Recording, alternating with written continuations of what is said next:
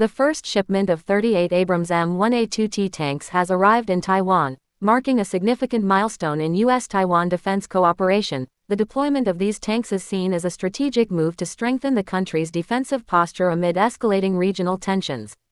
The Indian Ministry of Defence has awarded approximately $1.63 billion contract to Hindustan Aeronautics Limited for the production of 12 new Su-30 Mki fighter jets. These aircraft will replenish Air Force fleet, replacing those lost in accidents over the years and ensuring continued operational readiness.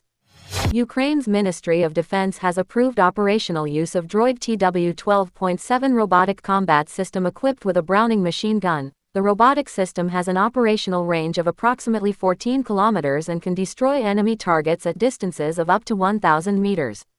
A heavyweight long-range drones carried out strikes on Russian military infrastructure in Chechnya. Footage shared on Ukrainian media shows the moment a kamikaze drone struck a building used by Kadyrov's forces, while ground personnel attempting unsuccessfully to neutralize it using small arms fire.